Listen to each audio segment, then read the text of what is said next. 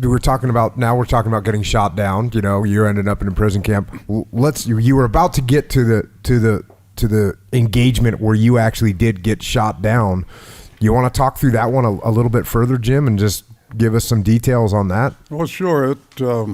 Some of the details are not original, but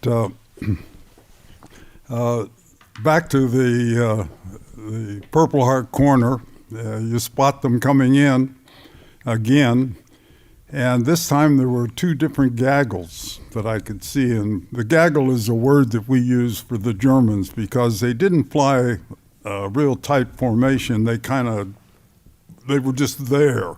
Was that intentional? Yes, it must have been because they were, the German pilots are sharp pilots. Yeah. But I would guess, especially and Germans are generally orderly people, so you'd think they'd want to fly tight formations. But I guess if you think about it from a basic camouflage perspective, when you see things in a pattern, it stands out more. So maybe they did that to break up their pattern a little bit. Well, I would assume that because they were very effective. And, some of these boys we'd run into had been at it for a long time. But as I saw them coming in and referred to them, as I said, as a gaggle, I picked the one closest and broke into it, made the call that I was making the break, and broke. And just as I broke, somebody got a shot at me. And I got hit back in the aft part of the fuselage, and I thought I had a little fire going, and I'm sure I did. But as I made my first pass through them, I lined up, and if you could get the P-38 nose on a target, those 450s and that 20 millimeter were devastating. And so, how many rounds of 50 cal would you have? We usually carry 400 rounds per gun and 130 rounds of 20 millimeter. Yeah. And we arranged our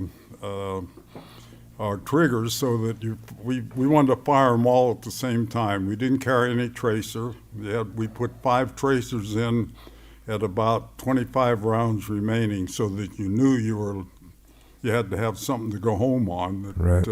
Start conserving your ammunition. And so I got a line on a clear shot. I fired at him, but I didn't know what the results were because all of a sudden I'm in the middle of a firestorm. A literal firestorm inside your cabin, inside your cockpit? No. Or just still outside the plane? Just outside the aircraft. There were lots of targets, and apparently I went through them. Really, at this late date, in my story, it's how much I really remember about this. I heard stories later, which I'll get to, but it seemed like it went on forever. And finally, I'm on the tail of a 190. I knew I was involved with 190s, but I saw a couple 109s someplace in my peripheral vision. So there were other aircraft involved, and apparently they're all with me. I didn't know it at the time, but we made a number of passes. I was very concerned about the amount of ammunition. If you hold that fire button down, you're going to be out in about 20 seconds. So I was very concerned about using all my ammunition. So I was trying to fire very short bursts. And we go round and round, and we're yo-yoing up and down. And I got on the tail of a 190. Again, I'm right up on top of him. And when the P-38 through your gun sight, you could also see your 2 top 50s. And it looked like I had those 250s right around the rudder post of this 190.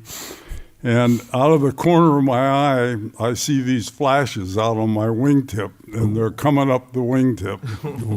And they're getting closer and closer, and this is milliseconds. Yeah. And he hit me right in in by the left engine, and we had an air scoop that came in through the leading edge of the wing and into the cockpit by your left knee, which is our only cold air into the P-38. And again, I see this in the peripheral vision, and I'm concentrating on the guy in front of me. I see this air vent making like a blowtorch. And so this is not good.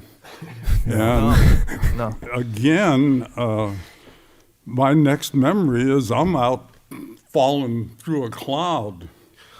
I don't remember, our emergency relief was above us. P-38 actually had windows, and you crank them up on both sides, and the only way you could get them down is to hit the little release and then crank them down.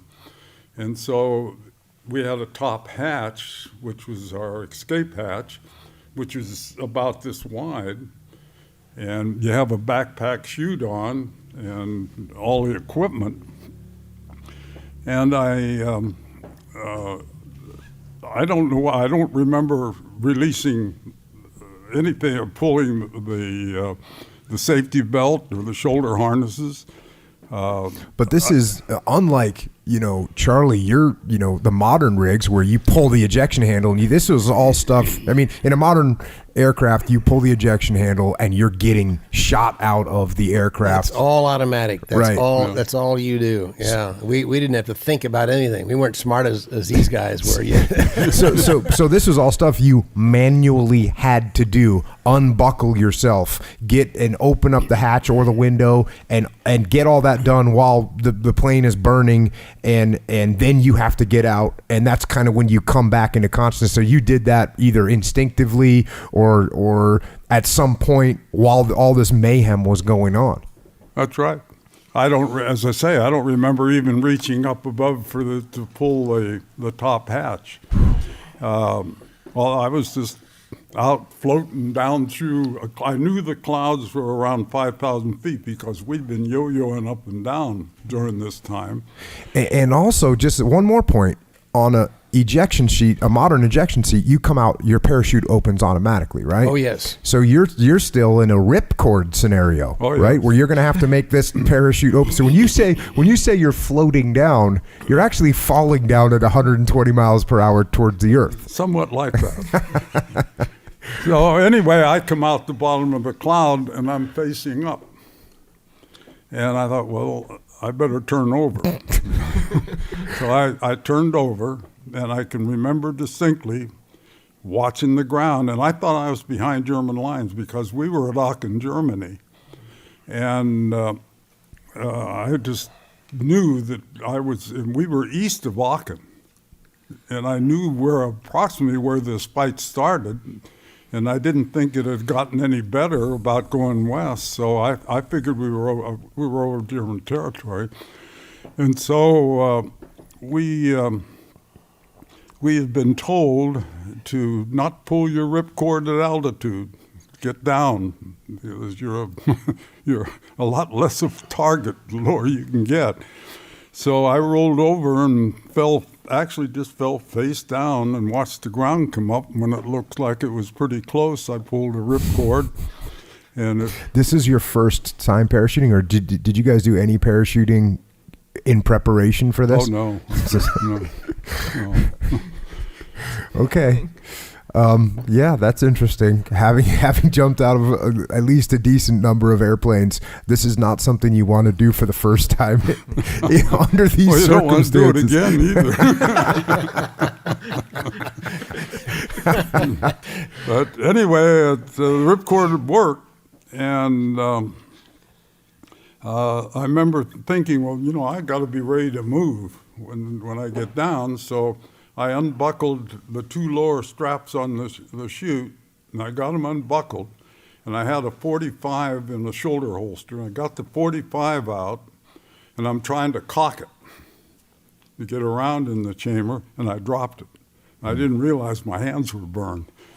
And so I'm not sure how I got the chute buckles out. And so I must have been pretty low when I pulled a ripcord, because just instantaneously, I came down in a red brick building, and it had a courtyard and a tree in the middle of the courtyard, and I could, if I could find the building, I'd recognize it today. And my chute caught in this little tree, and I jerked to a stop, and I'm probably 6 inches off the deck. And I remember doing that, but then I don't remember for a period, and I kept thinking it's getting dark. And I thought, God, I've been, where have I been?